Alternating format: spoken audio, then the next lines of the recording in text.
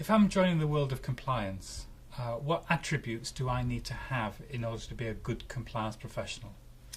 I think a good compliance professional needs to aspire to three things. One, you need to maintain a good relationship with the business, which is easier said than done. On the one side, you're guiding, advising and reviewing, really assisting the business. On the other side, at times you do need to say no. There are times where you're actually involved in disciplinary action. So the way you actually manage that relationship really comes on to the second attribute, which is that you really do need to understand the regulations, but you need to be able to communicate them in a way that the business understands. So what that means is you're not referring to section 102 of whatever regulation. What you're saying is, yes, you can call that customer, but these are the steps you need to follow.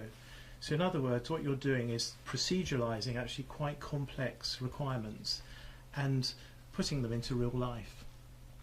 The third aspect is really what I refer to as the lighthouse in the storm. By the very nature of the job, there will be times when you are involved in managing a crisis, and the type of characteristics we're looking for there is somebody who's actually calm in a crisis, keeps a sense of judgment, is able to provide good practical advice and keeps context, and in many ways that develops with experience.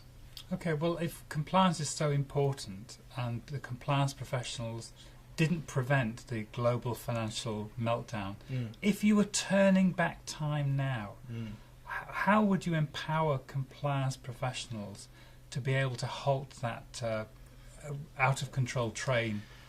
I think you've hit on the word empower.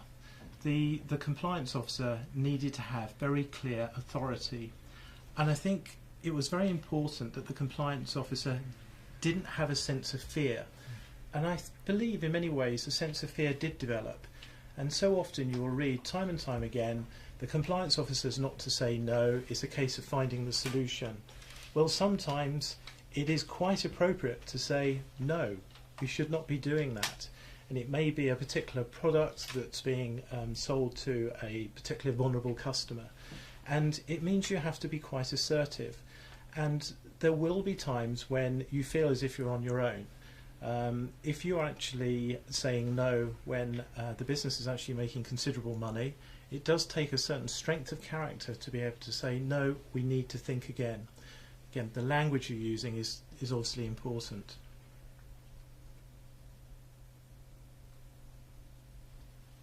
Okay. Brilliant. Thank you.